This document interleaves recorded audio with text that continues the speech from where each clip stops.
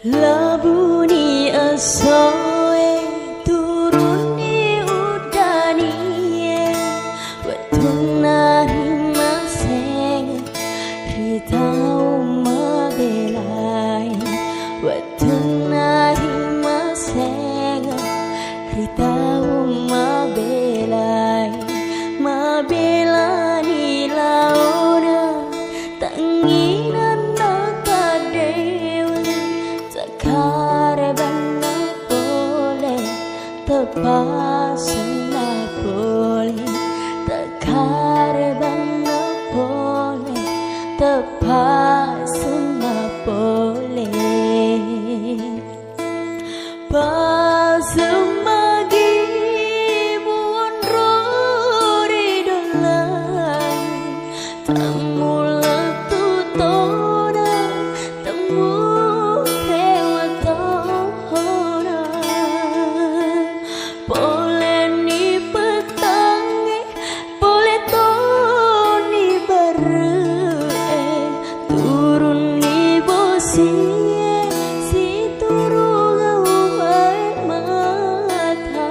materi yang kita dapatkan selama mengikuti calon guru penggerak ini.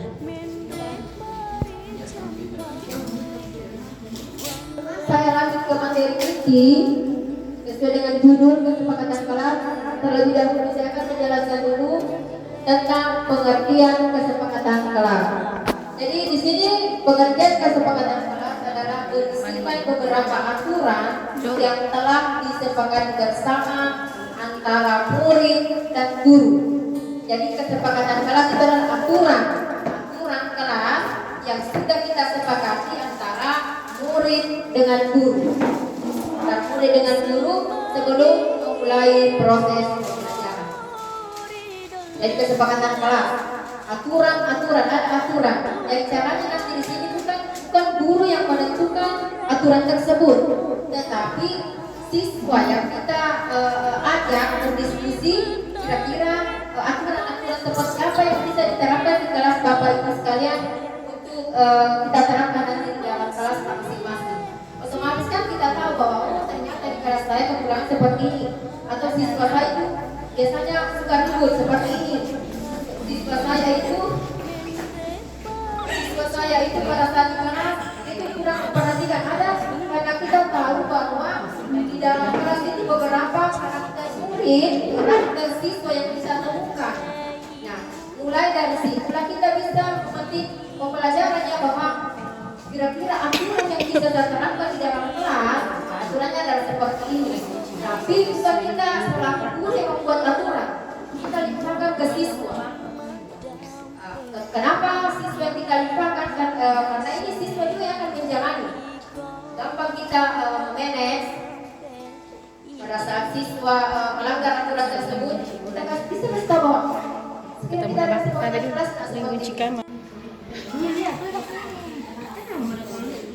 Satu kesepakatan kelas.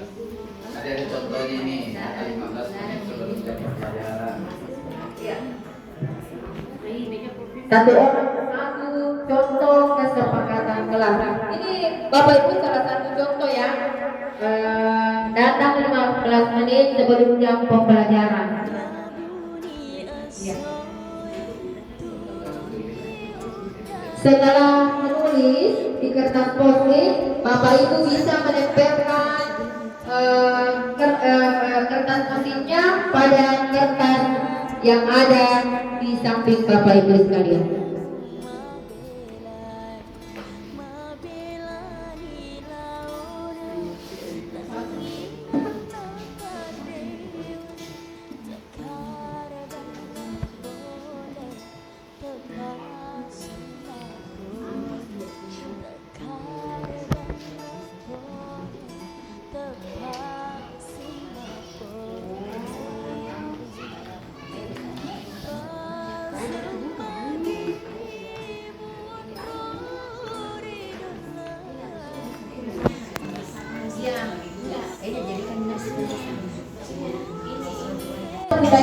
Budaya positif kan pada saat di sini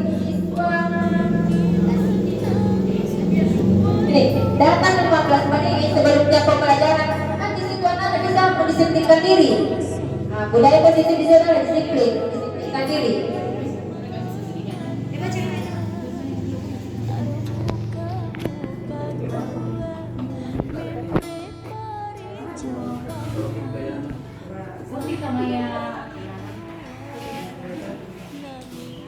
Pada nasa di kadis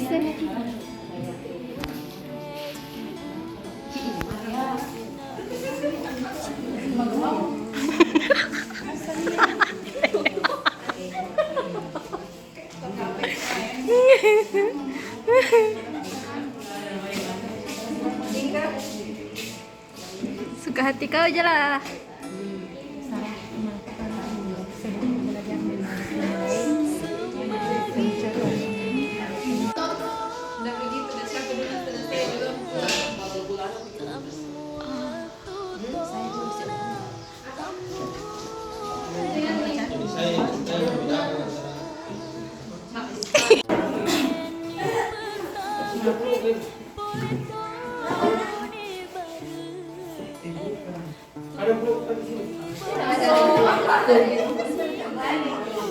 Iya. Jadi begini nanti Bapak Ibu, pada saat kita praktekkan di dalam kelas, kita bisa melakukan seperti ini.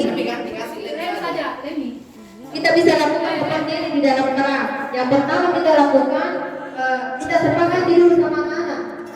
Berarti begini, ini bukan aturannya guru, bukan guru yang memberikan bahwa kita harus seperti ini, tetapi anak-anak yang kita ajar. Kira-kira apa yang harus kita lakukan pas kelas kita jadi nyaman dengan aturan-aturan kelas seperti itu, dengan tetap melakukan budaya positif di dalamnya.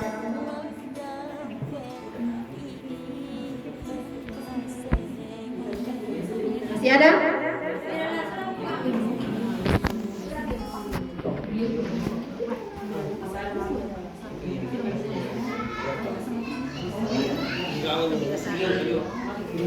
Ya, jadi semua sudah selesai. Jadi Bapak Ibu, pada saat kita membuat kesepakatan kelas dengan contoh seperti ini, biarkan mereka yang membuat kesepakatan itu atau aturan itu. Dan setelah kita membuat, siswa menempelkan, tugas guru adalah membacakan hasilnya. Nah, di sini ada beberapa contoh kesepakatan yang ditulis oleh teman-teman sekalian. Yang pertama, datang lebih awal ke sekolah bagi yang mendapat jadwal piket kelas. Nah, pasti dia tahu bahwa oh ternyata ini piket kelas saya, pasti dia datang lebih cepat. Kemudian yang kedua, mengerjakan tugas dengan penuh tanggung jawab. Iya, mengerjakan tugas dengan penuh tanggung jawab. Kemudian yang ketiga, masuk kelas tepat waktu dan tidak telat. Masuk kelas tepat waktu dan tidak telat. Lanjut yang keempat, apa ini? Saya baca. Berdoa sebelum belajar. Dua, menghafal perkalian sebelum pelajaran dimulai. Jadi kayak pembiasaan di kelas. Kemudian yang kelima, tidak bertengkar antar siswa. Lanjut, tidak boleh bertengkar antar siswa. Siswa kelas. Hal ini dilakukan untuk mengganggu ketentraman kelas. Artinya tidak boleh bertengkar antara siswa supaya tidak mengganggu ketentraman kelas. Lanjut, tidak ribut saat proses pembelajaran. Iya. Siswa melakukan sarapan pagi, pembiasaan. Iya. Kalau keluar kelas minta izin pada guru. Iya. Tuh. Kemudian kesepakatan membagi tugas, membutuhkan membersihkan kelas. Kesepakatan membagi upaya agar murid rela tidak ya. Ini adalah contoh-contoh kesepakatan kelas. Jadi Bapak Ibu sekalian, inilah begini nanti kita lakukan pada saat kita membuat kesepakatan kelas. Jadi kita lanjut. Nah, sekarang setelah ada kesepakatan kelas, muncullah yang namanya keyakinan kelas. Jadi setelah buat seperti ini, kita pilih hasil yang bagus, kemudian muncullah namanya keyakinan kelas. Nah, apa sih nama keyakinan kelas itu? Nah, ini keyakinan kelas adalah salah satu disiplin positif yang bisa kita terapkan dalam membangun budaya positif di sekolah. Dengan adanya keyakinan kelas di setiap kelas, diharapkan dapat mewujudkan tujuan pendidikan yang berorientasi pada profil pelajar Pancasila. Jadi bukan ini baru kesepakatan, belum keyakinan. Kita sepakati dulu. Setelah semua kita sepakati, maka muncul namanya keyakinan kelas. Itulah yang akan kita jadikan nanti acuan atau aturan di dalam kelas kita. Lanjut.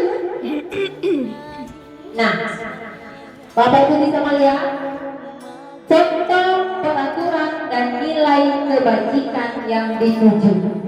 Nah, setelah kita menulis, membuat namanya keyakinan kelas, di situ akan muncul namanya kebajikan yang tertera pada kesepakatan kelas itu.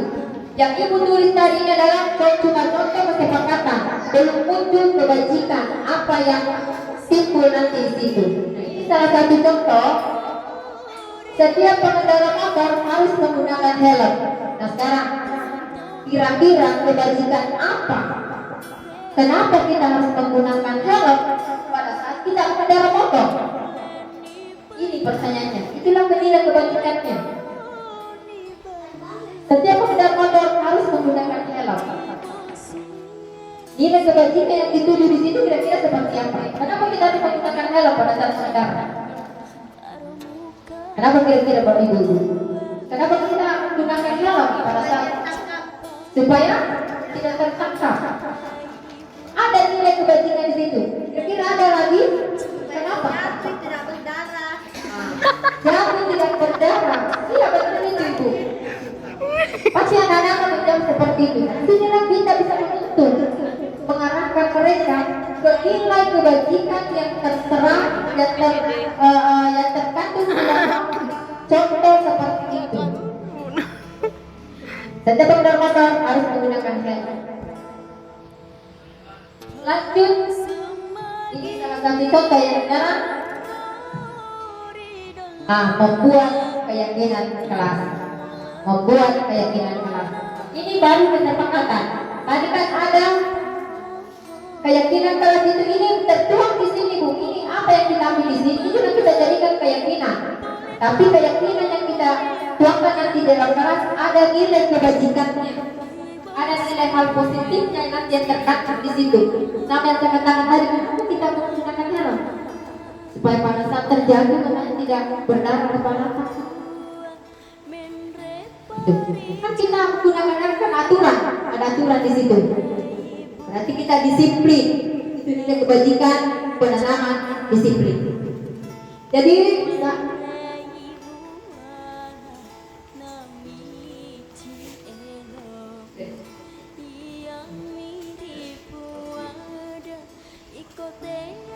nilai kebajikannya kira-kira apa? Kenapa kita harus menggunakan helm? Dari keselamatan. Kan ada nilai kebajikan yang tertuju di situ. Yang Ibu tempel di situ cuma kesepakatan dulu, belum menjadi keyakinan. Ya, kita sepakati dulu apa-apa yang dilakukan oleh siswa kita. Setelah kita sepakati, baru muncul namanya keyakinan kelas.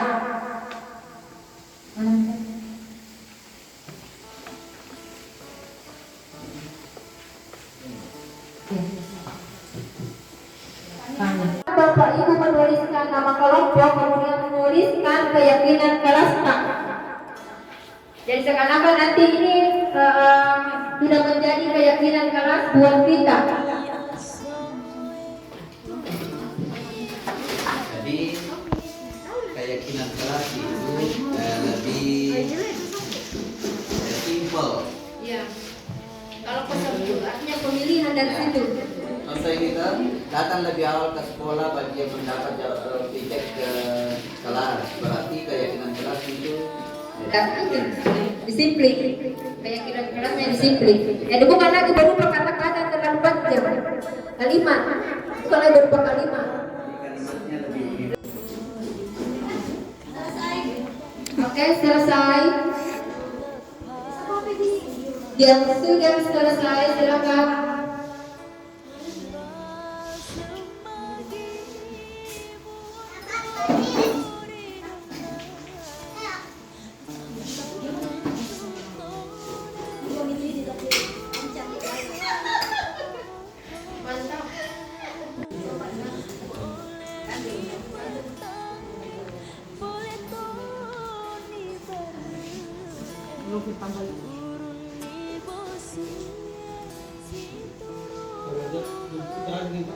Konten terbiasa untuk tampil, budaya positif.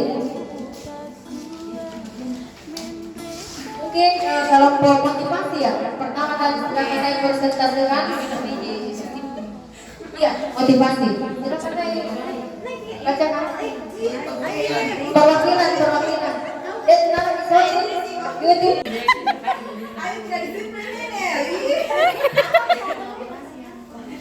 Assalamualaikum warahmatullahi wabarakatuh.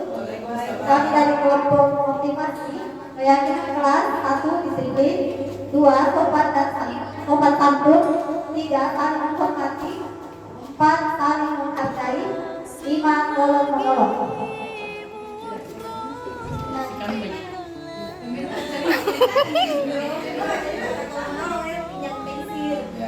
Boleh. Ya, nanti ada itu Bu nanti. Kita kasih upload dulu untuk kelompok motivasi. Lanjut ke kelompok seperti ini. Konsekuensi.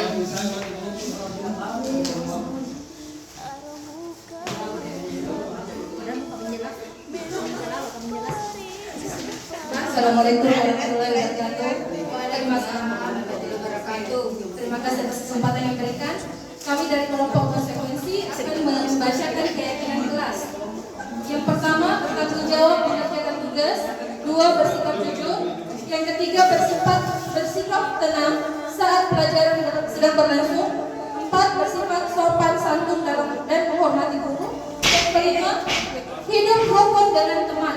Terima kasih. Terima kasih untuk kelompok konsekuensi. Lanjut. suruh tempel dulu supaya bisa. Ya, terima kasih. Ya.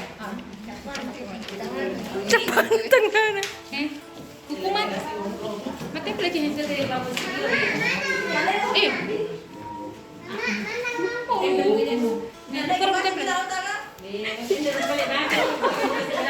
Boleh.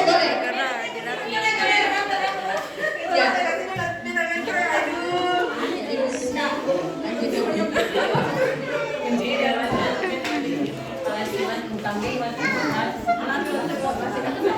Sekarang masih ada satu Ibu. Tadi kan ini cuma tidak ada apa istilahnya. Mengikut minat di sini nilai kebajikannya. Itu kan keyakinan kelas. Belum ada nilai kebajikannya. Jadi tugas Ibu nanti adalah ada juga nilai kebajikan peraturan. Sudah ada peraturannya, cuma nilai kebajikannya yang kita mau tentukan. Nilai kebajikan apa? Yang terkait Pasemagi mundur dalam Tamula tutona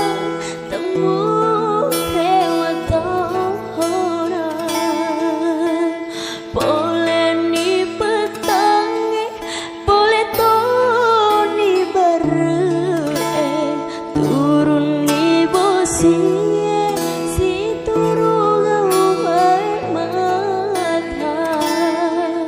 taro mukamu pakua menre pari campai wanrai buana namici Wabarakatuh.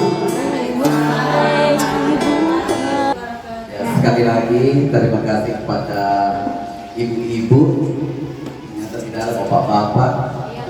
Hari ini mohon izin kami dari CGP Angkatan 6 akan memberikan sedikit ilmu atau pengetahuan apa yang kami dapatkan di CGP Pendidikan Guru Penggerak ini. Kami akan aplikasikan kepada ibu guru SD 5 Pintu.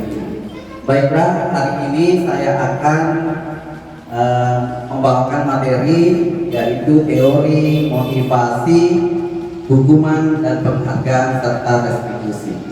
Nah, jadi sebelumnya itu mungkin kita harus tahu apa itu disiplin positif.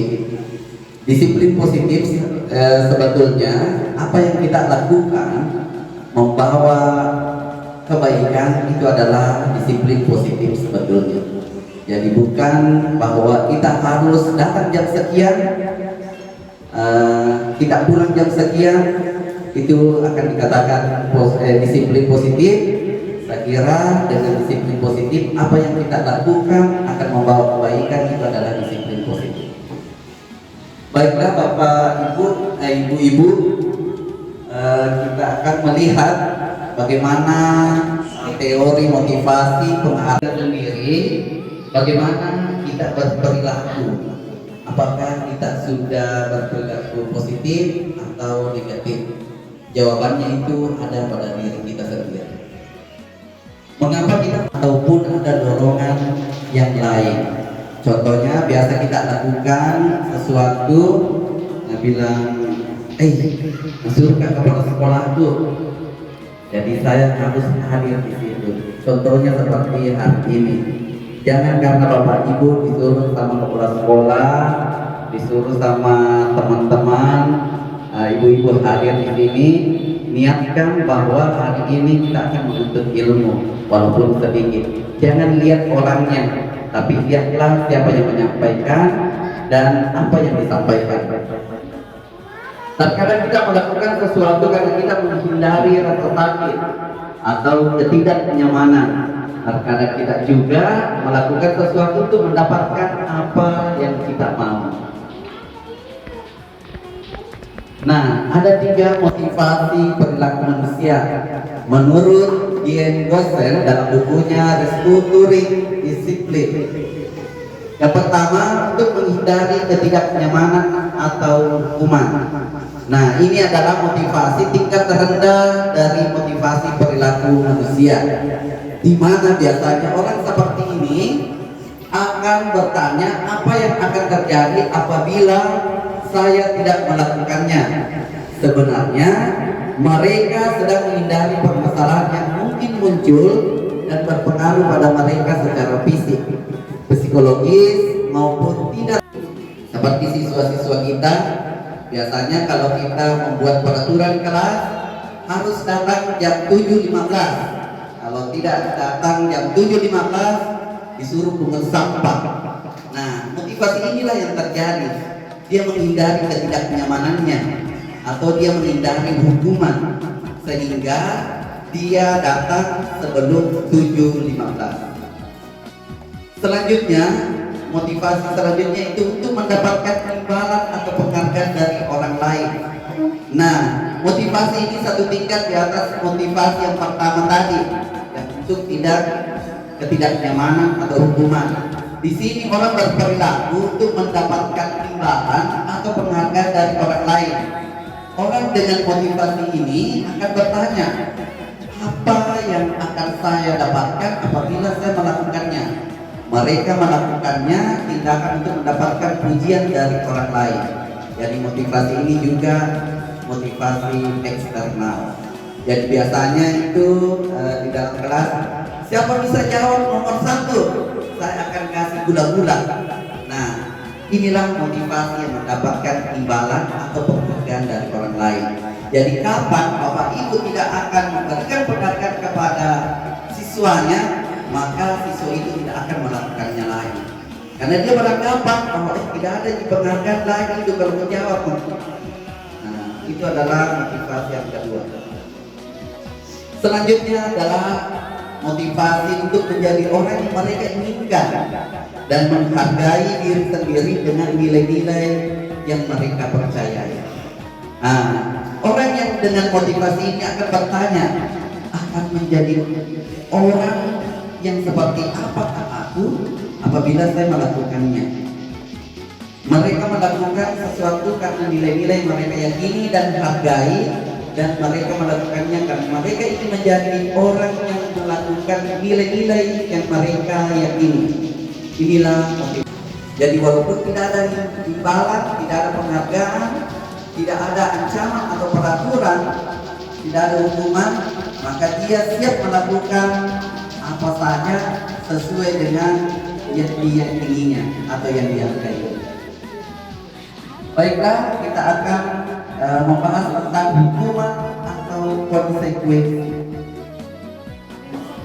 Nah, baiklah ibu-ibu, kita akan membagikan amplop yang berisikan beberapa pernyataan yang akan Bapak Ibu tempelkan pada kertas pleno dengan mengelompokkan pernyataan tersebut dengan benar pada kolom hukuman atau konsekuensi.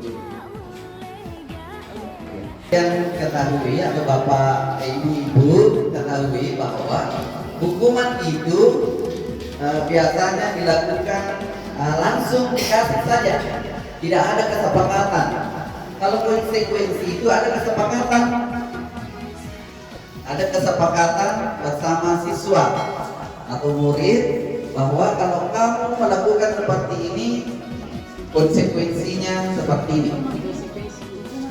Ya, silakan Bapak Ibu ditempelkan yang mana termasuk hukuman dan yang mana termasuk konsekuensi.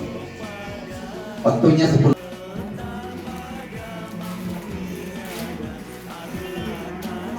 Jadi lemnya lem di ujungnya saja dulu karena kita periksa nanti yang mana benar, yang mana salah. Kalau salah bisa dipindahkan nanti.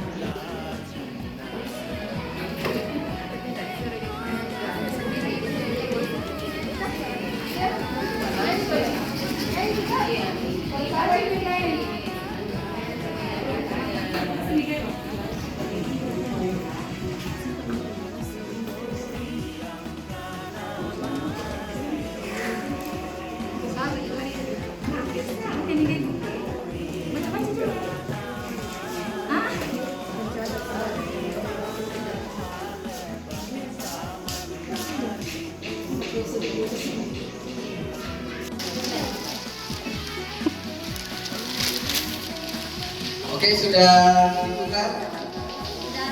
Sudah berbentukan mungkin? Ya. Saya buka jawabannya ya. Saya buka jawabannya. 100 kali di dalam buku kalimat, saya tidak akan terlambat lagi karena terlambat ke sekolah.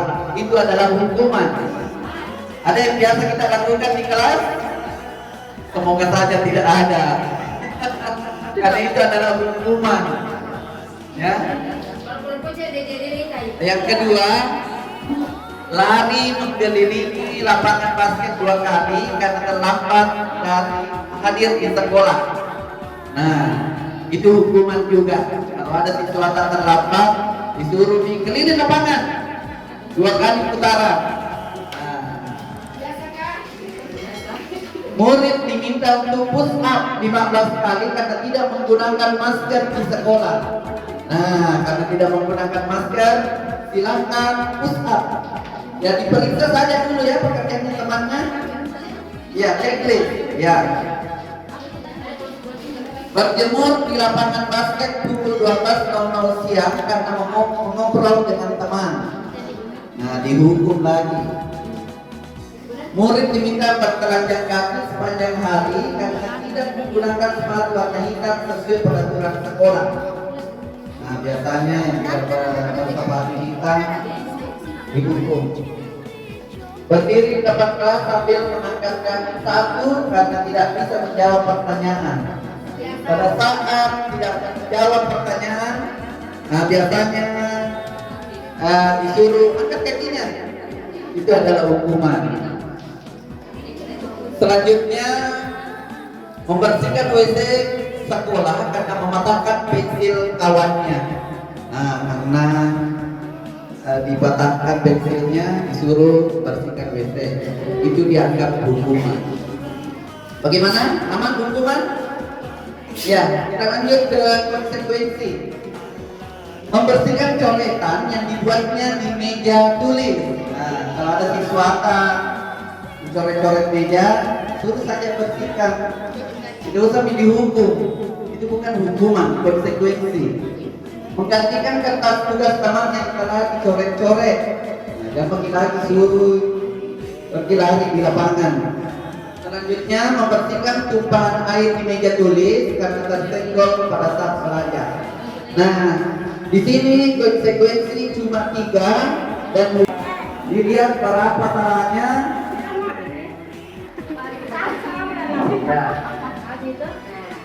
Ya, dilihat dulu kelompok penghargaan berapa salah? 2 salah. Kelompok konsekuensi benar semua. Kelompok hukuman berapa salah? 1. Kelompok motivasi salah semua. Berapa? Berapa salah? Berarti 2 ya? 3 salah karena konsekuensi itu 3 saja. Iya, upload dulu buat kita semua. Ya, itulah kita bisa membedakan yang mana hukuman, yang mana konsekuensi. Ya, jadi kita sudah tahu yang mana hukuman sebenarnya, yang mana konsekuensi, yang mana seharusnya kita tidak lakukan di kelas lagi setelah kita mengetahui mana hukuman, mana konsekuensi. Ya, selanjutnya dihukum oleh penghargaan. Saat kita berulang kali menjanjikan hadiah kepada anak-anak agar berperilaku bertanggung jawab, atau kepada seorang murid agar mempelajari sesuatu yang baru, atau kepada seorang karyawan agar melakukan pekerjaan berkualitas, kita sedang berasumsi mereka tidak dapat melakukannya atau mereka tidak akan memilih untuk melakukannya. Ini sebetulnya dihukum oleh penghargaan. Biasanya kalau kita kasih anak-anak penghargaan, sebetulnya kita dihukum. Sebetulnya anak-anak itu kita hukum kalau kasih penghargaan. Dari mulai sekarang tidak usah masih kasih penghargaan anak-anak.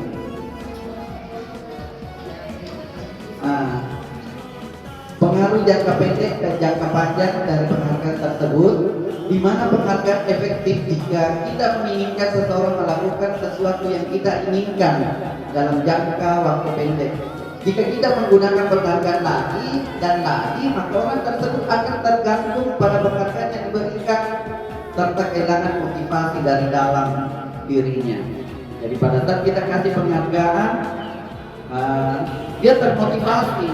Tetapi pada saat kita berhenti memberikan penghargaan, maka motivasi juga itu berhenti. Bahwa dia beranggapan tidak ada penghargaan lagi, tidak dikasih mencik gula-gula, berhenti berkembang, tidak akan membuat artikel selanjutnya. Tetapi mahasiswa yang membuat artikel tanpa dibayar itu terus menerus mengembangkan dirinya. Itu namanya penghargaan menurunkan kualitas. Selanjutnya penghargaan mematikan kreativitas. Yang mana penghargaan mematikan berkreativitas pada saat ada siswaka membuat puisi. Itu Ji mau membuat puisi kalau dikasih penghargaan. Buat puisi, dikasih nanti. Nah itu. Jadi pada saat Bapak Ibu tidak memberikan penghargaan, maka dia tidak akan berkreativitas lagi terhadap dirinya. Terus penghargaan hukum. Contoh, kan sekarang kita sudah dilarang memberikan ranking kepada anak-anak. Dulu itu selalu ada ranking 1, ranking 2, ranking 3. Itu adalah penghargaan menghukum. Menghukum sebetulnya yang ranking 2. Yang ranking 1 itu kita kasih penghargaan. Ini ranking 1. Yang ranking 2 sebetulnya dihukum. Kenapa? Karena ranking 1 saja yang selalu kasih penghargaan. Dan ranking 2-nya itu walaupun dikasih penghargaan tapi tidak sama dengan penghargaan yang diberikan oleh ranking 1. Itu penghargaan hukum. Nah selanjutnya, sebuah cara menanamkan disiplin positif pada murid. Pertama itu restitusi. Restitusi itu adalah proses menciptakan kondisi bagi murid untuk memperbaiki kesalahan mereka di tahun 2004. Menurut Selkom, dosen, restitusi itu adalah proses kolaboratif yang mengajarkan murid untuk mencari solusi untuk masalah dan membantu murid berpikir tentang orang seperti apa yang mereka inginkan dan bagaimana mereka harus memperlakukan orang lain. Saya kira seperti itu untuk materi restitusi akan disampaikan oleh teman kita nanti. Jadi kesimpulannya di sini penguatan kita hari ini, kita harus mengetahui yang mana itu hukuman, yang mana konsekuensi. Selanjutnya tidak usah kasih penghargaan kepada siswa.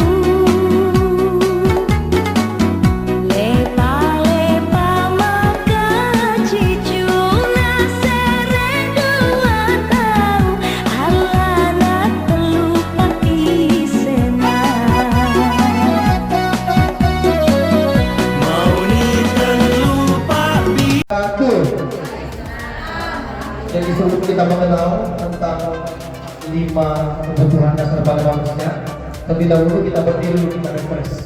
Jadi kita akan menyanyi bersama-sama supaya menghilangkan ngantuk kita. Jadi kita nyanyi seperti ini. Pepuk CGP, di hatiku ada cinta, di mulutku ada doa, di tanganku ada karya. CGP, yes, yes, yes. Nah, kita mulai ya. Pelangi, 1, 2, 3. Di hatiku ada cinta, di mulutku Ada doa, di tanganku ada karya. CGP, yes, yes, yes. Oke, terima kasih Bapak Ibu. Silakan Bapak Ibu duduk ya. Ini ya. Apa sih itu kebutuhan dasar manusia? Siapa yang tahu 5 kebutuhan dasar pada manusia? Ada yang bisa sebutkan? Betul. Iya, berikan semangat dulu. Iya. Katanya sandang, pangan, papan, perimer ya, kebutuhan pokok. Betul. Itu merupakan kebutuhan pokok pada manusia. Terlebih dahulu kita lihat dulu ini kebutuhan dasar manusia. Coba kita lihat. Ternyata kebutuhan dasar manusia itu terbagi atas 5. Yang pertama, menurut teori, ini ya. Sebelum kita masuk di kebutuhan dasar, ada pertanyaan komando Bapak Ibu. Ibu Ampar adalah guru kelas 2A di SD Pelita Hati. Sedang bingung menghadapi pula salah satu muridnya di kelasnya, yaitu Doni. Beberapa anak di kelas 2 telah datang padanya dan mengeluhkan bahwa Doni itu seringkali meminta bekal makan siang. Jadi ini Doni ini selalu semacam memalak ya adik-adik kelasnya atau temannya, teman sejawatnya lah. Mereka dengan paksa. Jika Anda menghadapi situasi seperti Ibu Ampar, apa yang akan Anda lakukan? Menurut apa kira-kira? Kira-kira menurut Anda dari kelompok yang pertama, apa kira-kira yang dilakukan ketika murid itu, seorang murid selalu memalak siswanya atau temannya? Ya. Apabila saya mendapati seorang murid yang memalak temannya, maka saya akan menasihati untuk mencari tahu apa sebabnya sehingga anak itu memalak temannya. Iya, kita berikan aplaus dulu untuk jawaban yang luar biasa, memberikan nasihat, ya, supaya perbuatan ini tidak diulangi lagi. Ya. Lanjut. Ini tadi ya, 5 kebutuhan dasar pada manusia. Ini menurut Dr. William Glasser. Ya. Jadi 5 kebutuhan dasar manusia. Yang pertama adalah penguasaan. Ya, jadi penguasaan. Kemudian yang kedua adalah kasih sayang. Kemudian yang ketiga adalah kebebasan. Ya. Kemudian yang keempat adalah bertahan hidup, dan yang terakhir adalah kesenangan. Jadi itu yang merupakan kebutuhan dasar pada manusia. Tentu Bapak Ibu, ada yang tidak mau senang. Pasti semua mau senang. Ya. Ada yang tidak mau bebas. Pasti mau semua bebas ya. Kemudian ada yang tidak mau bertahan hidup. Artinya membiarkan saja hidupnya berlarut-larut seperti itu. Tentu tidak. Tentu Bapak Ibu perlu mempertahankan hidup. Caranya adalah mencari nafkah. Jadi kita akan bahas satu persatu. Yang pertama, menurut Dr. William ini, yang pertama adalah bertahan hidup. Jadi dikatakan di sini bahwa kebutuhan bertahan hidup adalah kebutuhan yang bersifat fisiologis. Untuk bertahan hidup, misalnya Bapak Ibu butuh kesehatan. Tentu Bapak Ibu menyiapkan anak-anaknya BPJS. Ya, ini untuk mengantisipasi ketika Bapak Ibu anak-anaknya terjadi semacam penyakit yang diserang.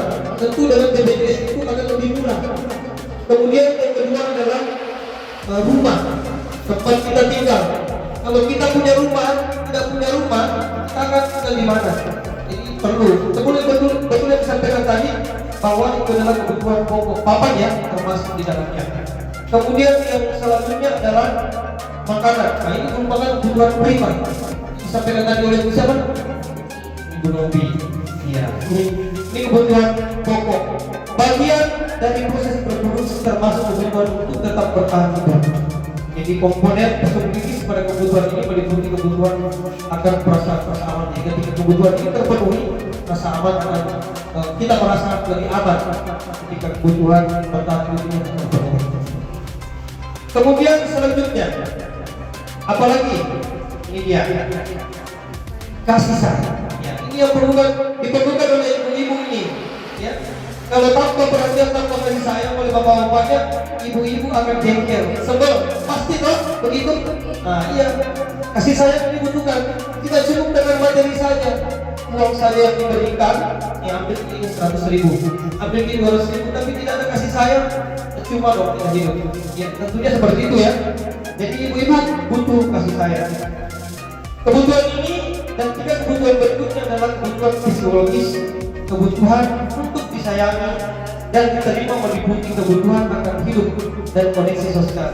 Kebutuhan ini memberi dan menerima kasih sayang dari seorang anak, dari seorang ibu, dari seorang suami utamanya. Ya, apabila tidak ada perhatiannya, kasih sayangnya, pergi pagi, pulang pagi, biasanya ibu-ibunya jadi sebel melihat bapak-bapaknya. Jadi itu bapak-bapaknya perlu memberikan perhatian yang khusus yang lebih kepada ibu. Ya seperti itu ya, pasti begitu. Bagi yang sudah punya pasangan, bagi yang belum punya pasangan, saya doakan supaya dapat pasangan. Iya, iya. Kalau pasangannya bisa berikan perhatian yang lebih ya. Kalau misalnya yang lagi jomblo seperti seseorang ya. Kemudian kita lanjut ya. Nah, ini dia. Yang kebutuhan selanjutnya adalah pengurusan. Ini kemampuannya bersifat lebih intens. Jadi seseorang yang memiliki kebutuhan ini berhubungan dengan kekuatan untuk mencapai sesuatu, menjadi kompeten. Contoh pada hari ini ketika pemberi materi tidak berkompeten di bidang ini, tentu kita akan merasa bosan. Ya, apa yang disampaikan itu aja. Kalau ini menjadi. Kemudian dia harus terampil, diakui atas prestasinya. Tentu Bapak Ibu masing-masing punya prestasi. Ya, insya Allah saya doakan mudah-mudahan Bapak Ibu lulus semua menjadi guru bergerak. Ya. Lulus menjadi pegawai negeri sipil, ya, supaya bisa berbakti dengan maksimal. Tentu didukung oleh kalau Bapak Ibu sudah jadi pegawai negeri, didukung oleh materi, ya, sudah tidak menunggu lagi. Ya. Tidak ada lagi itu bilang saya sedikit gajiku. Ya. Kalau sudah pegawai negeri, artinya Bapak Ibu sudah mengabdikan dirinya untuk negara ini. Sekarang pun Bapak Ibu selaku tenaga honorer, saya juga pernah mengalami hal itu. Saya digaji pertama itu 200.000 per 3 bulan. Ya. Tapi saya bekerja ikhlas. Ya, mudah-mudahan Bapak Ibu di sini bisa melakukan hal yang sama. Meskipun sedikit, jangan lihat dari nilainya, tapi lihatlah dari keikhlasannya. Insya Allah Tuhan Allah Subhanahu Wa Taala akan membalas kebaikan Bapak Ibu. Kemudian kita lanjut ke keempat. Ini penting ini, kebebasan. Apalah artinya kita banyak uang kalau kebebasan kita terbatasi? Kita dikurung di dalam rumah, tidak bisa berekspresi, bagaikan burung di dalam sangkar. Itu burung di dalam sangkar, meskipun banyak makanannya perasaannya tersesat. Kenapa? Karena dia dikurung. Bapak Ibu kalau dikurung di dalam rumah, tidak ada depresi. Jadi suami harus mengerti juga pasangan yang sekali-kali Bapak Ibu depresi seperti Pak Taki. Pak Taki itu selalu bawa istrinya jalan-jalan. Akhirnya merasa ada kebebasan. Kemudian kita juga ingin kalau keluar dalam bekerja, kita bekerja, kemudian selalu di chat, di WA, di telepon, seperti kita terkurung, seperti kalau terpenjara, tidak ada kebebasan. Sekali-kali berikanlah kepercayaan kepada suaminya, berikanlah kepercayaan kepada pasangannya, supaya kita bisa lebih bebas berekspresi sepanjang di jalur yang positif, bukan yang belok. Tidak boleh juga orang lurus sekali itu. Kalau orang lurus sekali cepat matinya.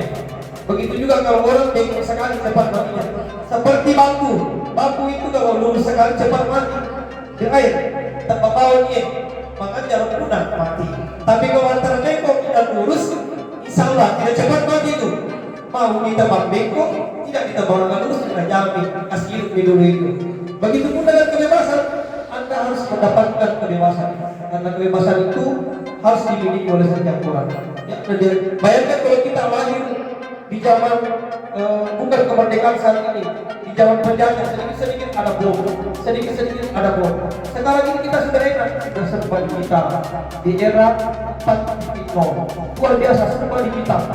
Jadi Bapak Ibu ini sudah bisa melihat didekati, diberikan resep bahwa ini yang harus dilihat, ini yang harus dijauhi. Nah, ini ya. Kebutuhan untuk bebas adalah kebutuhan akan kemandirian, otonomi seperti saat ini kita memberikan kepada kita otonomi daerah. Ya, jadi itu SMA, SMK itu wewenangnya provinsi. Kalau kita SMP, SD itu wewenangnya daerah. Jadi meskipun kita di Denpasar tidak jauh, cuma sampai perbatasan Jember. Kalau di provinsi itu ada di Tato, bisa saja di Jeneponto, bisa saja di Goa. Ini ya, memiliki pilihan dan mampu mengendalikan arah hidup seseorang. Anak-anak dengan kebutuhan kebebasan yang tinggi menginginkan pilihan. Mereka berupaya bergerak, suka mencoba-coba, tidak terlalu terpengaruh oleh orang lain, dan senang mencoba hal yang menarik. Jadi ini memang itu anak-anak senang bergoyang-goyang. Ya. Jangankan anak-anak, kita saja senang bergembira. Iya toh? Bapak Ibu senang bernyanyi toh? Anak-anak juga seperti itu. Jangankan anak-anak, ibu-ibu juga, bapak-bapak juga. Dan yang terakhir adalah ini kesenangan. Wah, ini yang paling penting. Ya, percuma banyak uang, banyak rezeki kalau kesenangan dibatasi. Ya. Jadi kita harus senang-senang, happy. Ya, jadi kalau selalu marah-marah itu urat saraf akan terputus. Jadi, satu kali marah itu 10 urat saraf terputus. Jadi Bapak Ibu harus tersenyum, senyum supaya tersambung itu urat saraf. Jadi kalau marah-marah jangan tembus di hati, cukup di mulut saja. Ya, begitu ya. Kalau marah ditembus di hati, putus urat saraf tak 10. Marah lagi, putus lagi urat saraf tak 10. Bayangkan kalau 10 gimana? 10 kali 10 jadi 100 putus urat saraf. Tapi kalau selalu kita senyum itu akan tersambung. Makanya kalau orang yang selalu senyum itu mukanya awet muda, pasti muda. Kata kita, apalagi kalau kita sering mandi malam. Nah, mandi malam belum jauh 5 kaki itu akan mengakibatkan orang cepat tua. Banyak-banyak minum air putih, banyak-banyak bersenyum. Ini kesenangan, ini dibutuhkan. Dimanapun kita hidup, pasti kita butuh kesenangan. Pasti itu. Manusia normal pasti butuh kesenangan. Oleh itu, pintar-pintarlah memberikan kesenangan kepada suaminya, kepada pasangannya. Dibanding belum punya calon, belum punya suami atau istri, pintar-pintarlah membuat hati senang. Contoh suami istri itu kalau pintar-pintar menjalankan suami, cepat sekali uang keluar dompet itu. Saya kalau lagi senang-senang istri, cepat uang merah keluar. Tapi kalau bikin sebel, itu sangat susah untuk keluar. Begitu pun anak-anak itu murid-murid kalau gurunya ceria, dia berikan kesenangan kepada murid-muridnya, insya Allah dia disukai. Tapi coba marah-marah ya, pasti anak-anak aja ini bincang tuh. Tapi kalau selalu kita senyum, jangan begitu, kita bagus gitu, otomatis anak-anak senang. Dan pasti kalau di hari buruk, Bapak Ibu akan diberikan hati. Pasti lihat gitu, karena kita selalu menjadi guru yang menyenangkan bagi mereka. Nah, kebutuhan akan kesenangan adalah kebutuhan untuk mencari kesenangan, bermain, bertawa. Bayangkan hidup tanpa kenikmatan apapun betapa menyedihkannya. Menghubungkan kebutuhan akan kesenangan dengan belajar, semua hewan dan tingkat inteligensi tinggi, anjing, lumba-lumba, primata dan lain-lain bermain. Saat mereka bermain, mereka mempelajari keterampilan hidup yang penting. Manusia tidak berbeda.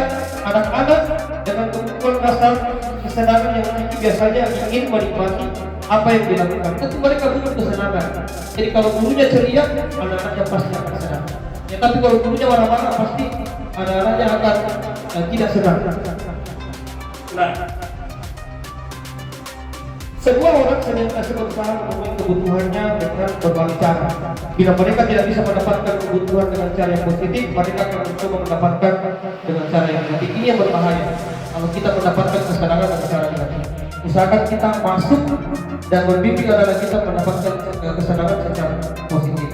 Kesenangan yang secara negatif itu contoh melakukan hal yang tidak seperti obat-obatan terlarang. Itu dampaknya negatif bagi tubuh, bagi anak-anak. Kesenangan positif itu contoh diajak depresi, bertamasya, kita ke pantai, kita ke gunung, kita ke tempat makan, jauh lebih baik daripada hal-hal yang bersifat negatif.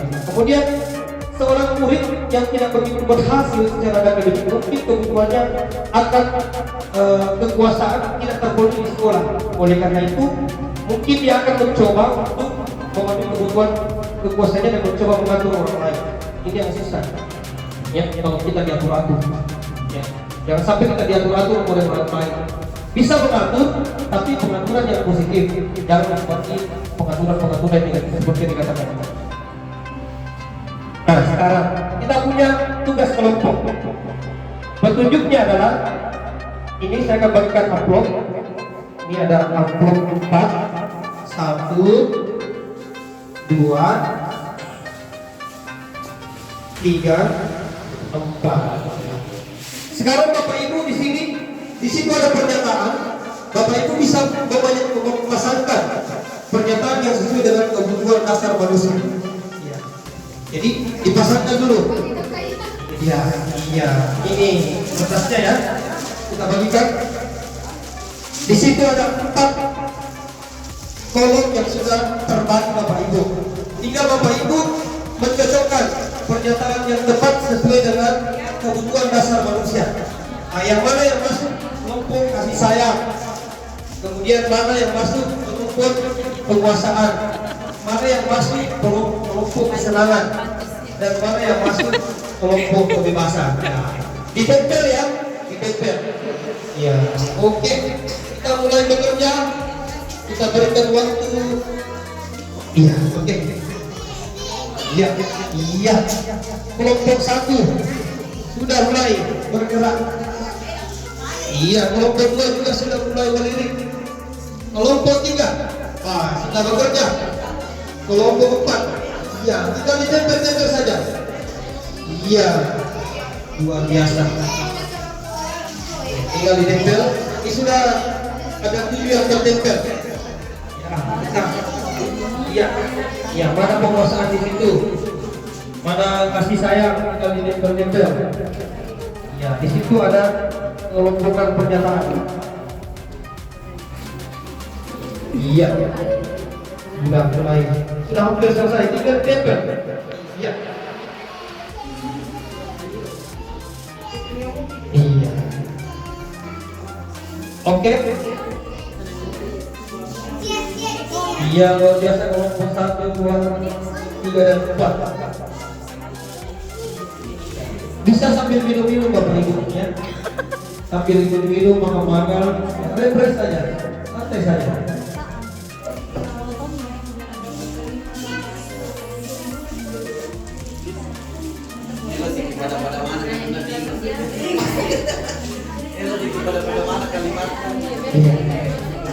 Oke. Untuk diperiksa. Ya, kita dengar ya. Ini kelompok 1 bisa bertukar dengan kelompok 2. Kelompok 3 bisa bertukar dengan kelompok 4. Iya. Oke, mantap ini. Iya. Kita dengar kelompok 1 ya. Pasti benar semua. Ya. Kelompok 1 bagaimana? Benar semua? Wah, benar semua. Berikan aplaus dan meriah untuk kelompok 1. Kelompok 2 bagaimana? Oh, salah 2. Berikan aplaus juga dengan meriah. Kelompok 3 bagaimana? Benar semua. Berikan aplaus dulu dong untuk kelompok 3. Bagaimana kelompok 4? Benar semua. Luar biasa. Ya, iya. Kita berikan aplaus untuk kita semua. Oke. Selanjutnya kita tukar kembali. Kita tukar kembali. Iya, ditukar kembali ya. Tukar kembali. Oh, luar biasa. Ini kelompok 1, 2, 3 dan 4. Iya. Kemudian Bapak Ibu bisa menempelkan pekerjaannya di sini mungkin. Satu, di situ 1, situ 1, situ 1. Ya, silakan ditempel. Ya. Tempel ya. Oh iya, ini dulu ya. Nah, ini. Ya ini ya jawabannya. Ya ini bocoran apa jawabannya? Nah, coba di Bapak Ibu lihat ya. Ternyata benar semua ya. Dari kelompok kebebasan 1, aku senang bisa pergi ke tempat yang aku suka. Itu kesenangan, kebebasan. Kemudian aku bosan. Masa belajarnya cuma gitu-gitu aja, dengerin ibu guru aja, dari ibu mau cerita. Kemudian kesenangan, menyetir mobil itu seru. Nah kemudian yang kedua, iseng aja sih aku sebenarnya. Aku senang lihat kepsek baru, jadi seperti di SD5 ini kepsek baru. Kemudian yang kedua, kasih sayang. Ketiga, dan merasa terima kasih. Ya biar dia kenal sama aku, dan aku ingin nantinya bisa dekat sama dan kerja bareng sama dia. Kemudian yang kedua, ibu guru tidak menyapaku hari ini padahal aku pakai jepit rambut yang baru. Dan terakhir dalam perkosaan, aku sebel gambarku tidak rapi, malah ibu guru tunjukin ke teman-temanku di depan kelas. Dan yang terakhir adalah aku merasa bangga dan keren. Nah, sekarang Bapak Ibu kita berikan aplaus dulu dari kalian. Silakan tempelkan jawabannya di dinding yang sudah terpasang. Ya.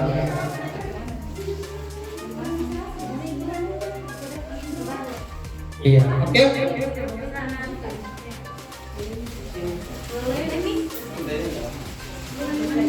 Iya. Terakhir benar buat dunia berkualitas. Nih. Iya. Benar semua. luar biasa di tender. Ya, keren ini hasil kerjanya nih kelompok 1, 2, 3, dan 4 ini. Tentang Katanya. luar biasa. Baik itu Lo bergaya. kemudian kebebasan, kemudian kebutuhan dasar manusia, iya, dan kesenangan ya. Nah, luar biasa.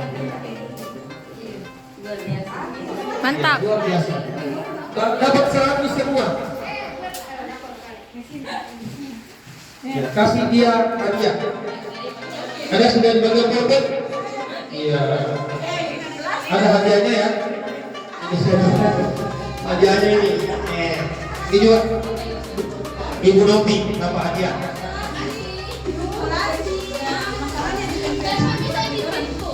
Iya. Di lemari itu lemari.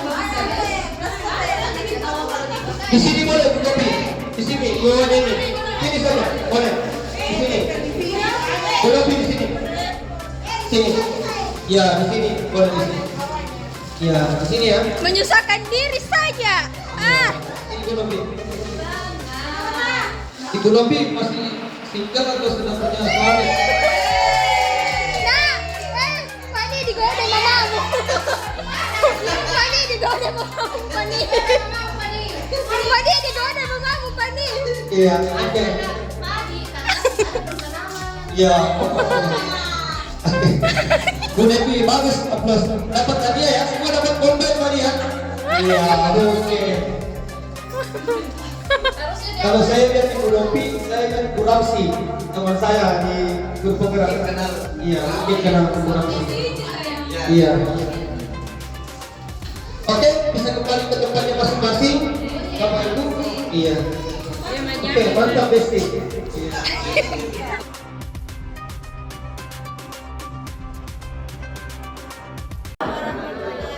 Masih semangat? Sampai ya terima kasih atas kesempatan ibu-ibu kesini untuk mengikuti diseminasi budaya positif. Mungkin jam sekali di jam tidur, tapi masih bersemangat untuk mengikuti untuk materi yang terakhir ini. Seperti yang dikatakan tadi Pak Tante itu adalah intinya ini adalah yang 5 posisi kontrol dari materi untuk kita hari ini. Baiklah, kita masuk di 5 posisi kontrol restitusi. Dalam restitusi itu ibu-ibu ada macam-macam posisi kontrol ke orang guru. Yang pertama, apakah kita sebagai penghukum? Yang kedua, apakah kita sebagai pembuat merasa bersalah?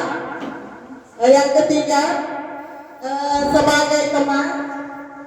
Yang keempat itulah sebagai pemantau. Dan yang paling terakhir adalah apakah kita sebagai seorang manajer. Bagaimana penjelasan dari 5 posisi kontrol ini? Sebelum kita masuk di penjelasan Pak Ibu, selama ini Ibu berada di posisi mana? Saya tanya dulu. Sebagai apa? Apakah sebagai penghukum? Posisi kontrol kita sebagai penghukum? Sebagai pembuat merasa bersalah? Teman? Pemantau? Atau sebagai manajer? Coba kita refleksi ke belakang. Bagaimana selama ini posisi kontrol kita sebagai kepada siswa? Sebagai apa? Pembuat merasa bersalah. Oke, iya. Kemudian kita memantau situasi mereka. Iya. Mereka sudah ada perkembangan atau tidak. Oke, bagus sekali ya.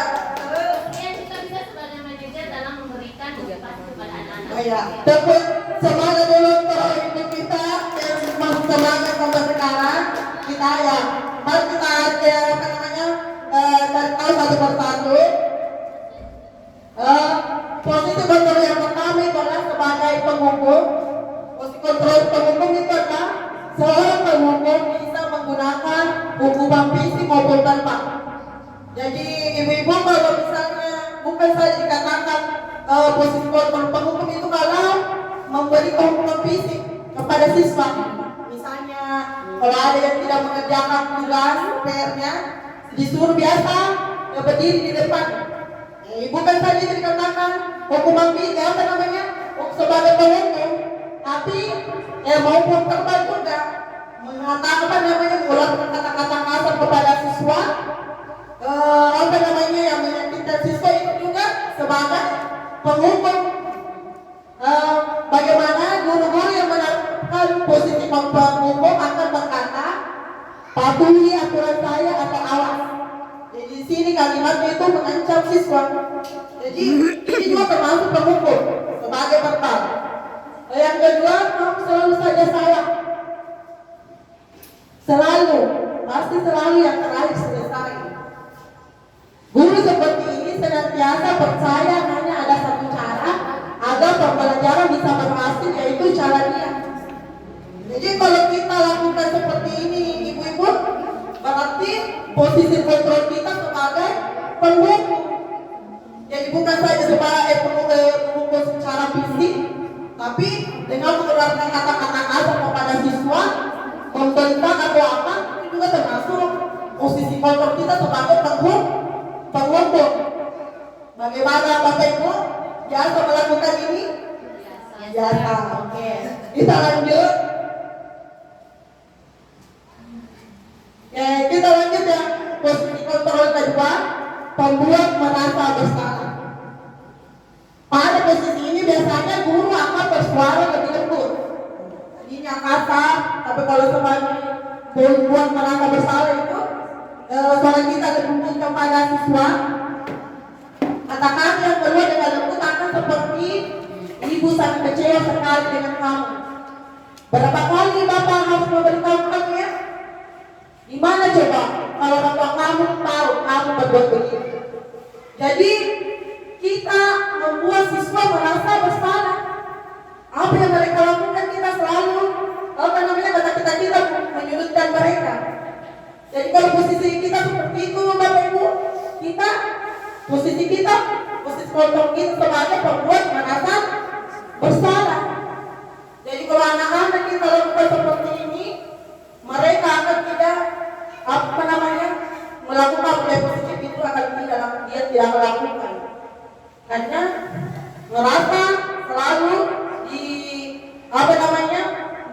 diintimidasi sama kita. Ya, kita lanjut lagi. Itu yang ketiga sebagai teman, seperti tadi yang dikatakan ibu, biasa dilakukan di kelas, itu sebagai posisi kontrol sebagai teman. Ini yang biasa kita lakukan ya. Guru pada posisi ini tidak akan menyakiti murid, namun akan tetap berupaya mengontrol murid melalui persuasi. Persuasi di sini maksudnya adalah komunikasi yang digunakan untuk mempengaruhi dan mengajak siswa kita untuk melakukan yang kita inginkan. Mereka akan berkata, ayo bantulah, lebih bapak ya. Ayo ingat tidak, bantuan Bapak selama ini. Ya, sudah kali ini tidak apa-apa. Nanti ibu bantu bereskan. Jadi posisi kontrol sebagai teman, guru memposisikan dirinya sejajar dengan siswa. Jadi sebagai siswa, dia tidak akan takut. Dia akan merasa, oh saya sebagai teman dengan guru itu, saya akan melakukan, tapi demi guru itu. Misalnya ada guru lain atau bidang studi yang baru masuk di kelas kita, mungkin dia tidak akan melakukan, karena dia hanya menganggap misalnya wali kelasnya itu sebagai temannya. Oke, sudah bisa dipahami? Bisa, kita lanjut.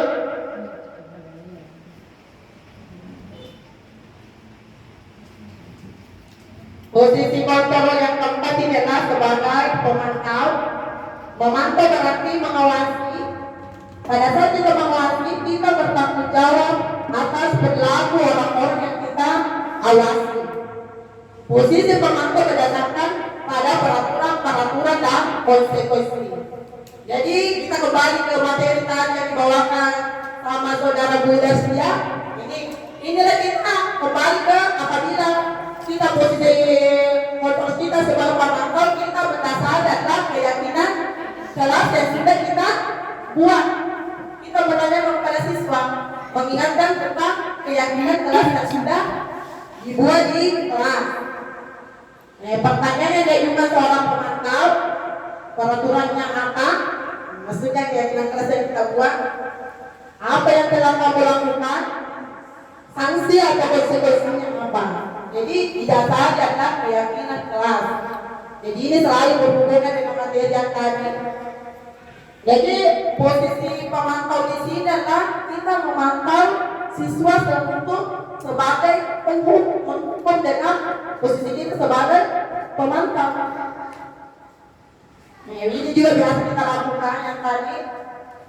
Ya, yang paling terakhir ya sebagai manajer.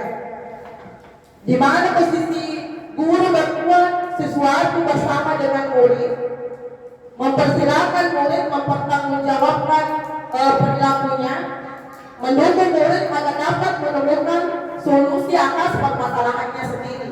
Jadi inilah yang harus kita terapkan di sekolah kita sebagai seorang manajer antara 5 posisi kontrol. Nah, sebagai seorang manajer ini kita tidak memberikan hukuman, tapi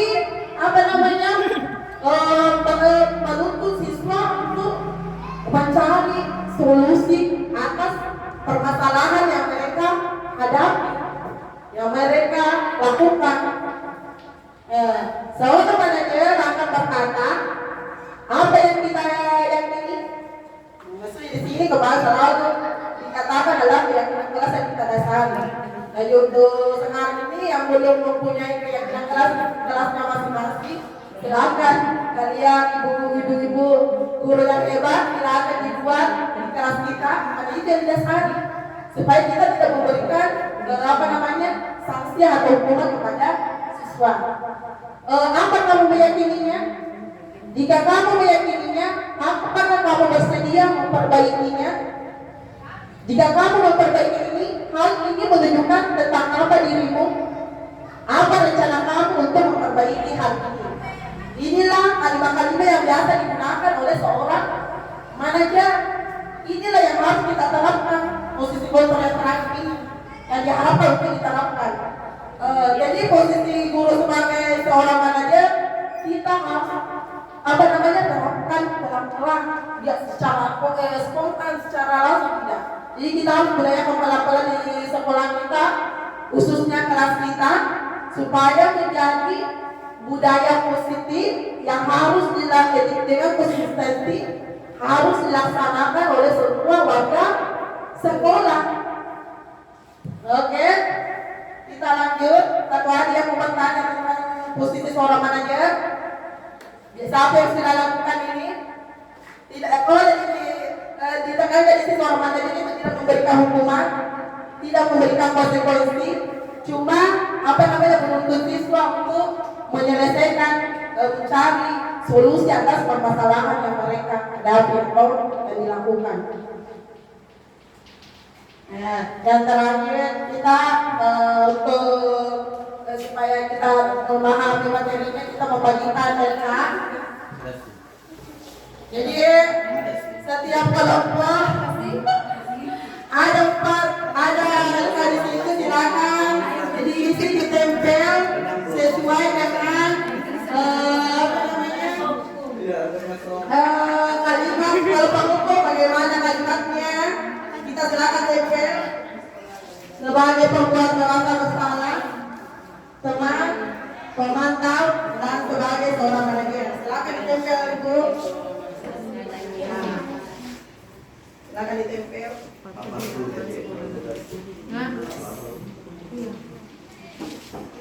Ya, ditempel ya sesuai dengan kalimatnya, apakah dia termasuk posisi kontrol pengukur, membuat merasa bersalah, dan seterusnya.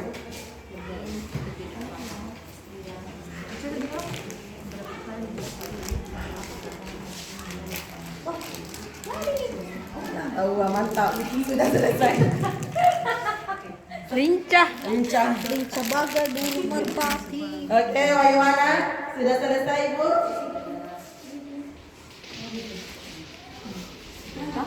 Masing-masing ada.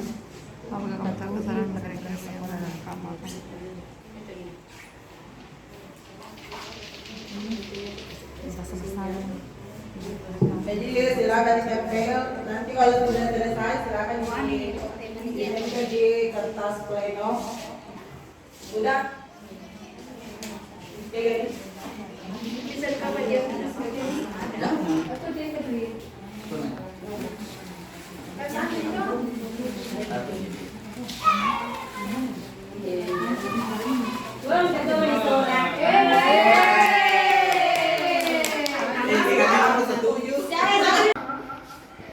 Ya, inilah contoh penerapan 5 posisi kontrol. Kasusnya itu misalnya siswa tidak memakai atribut lengkap saat upacara bendera. Ini yang biasa kita temukan di sekolah kita. Misalnya ada siswa kita yang tidak memakai atribut, apakah dia tidak memakai topi, memakai dasi? Ya biasanya itu kalau kasusnya seperti ini biasanya posisinya di mana? Berada di mana? Apakah kalau pengumpul patuhnya turun sekolah lalu berdiri di depan barisan?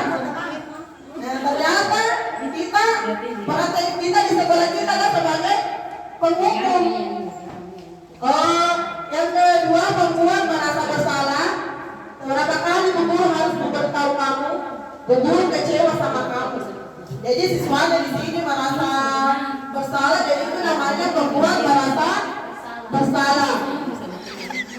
Posisi kontrol yang ketiga sebagai teman, ayolah yang tertib buat guru bangga. Kali ini tidak apa-apa kamu salah.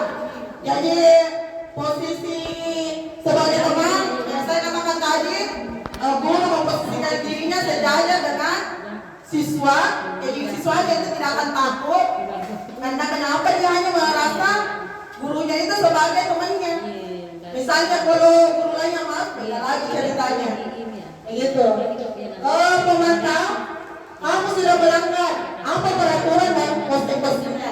Jadi kita kembali ke keyakinan kelas yang sudah dibuat. Jadi posisi pemantau di sini adalah kita memantau posisi kita sebagai pemantau untuk menghukum siswa. Yang terakhir adalah manajer, apakah kamu tahu kesalahanmu? Kira-kira bagaimana kamu akan memperbaiki kesalahan ini? Jadi intinya di sini adalah posisi manajer ini adalah tidak memberikan hukuman, tapi kita menanyakan kepada siswa bagaimana cara memperbaikinya. Oke, bagaimana tugasnya tadi? Ada yang apa benar semua? Dulu untuk masing-masing kelompok. Jadi silakan ditempel di kertas pleno yang sudah disediakan. Ini lem kan? Dua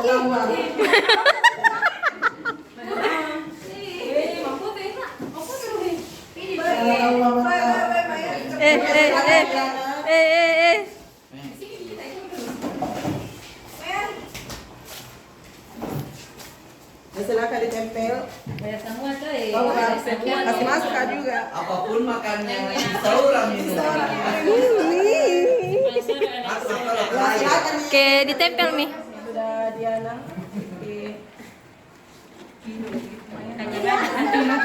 Oke, silakan ditempel. ini ya Pak, mana-mana Iya. Mana-mana. Semua berarti mulai dari materi pertama sampai terakhir itu sudah dipahami. Oke. Markat Isaura. Market. Oke.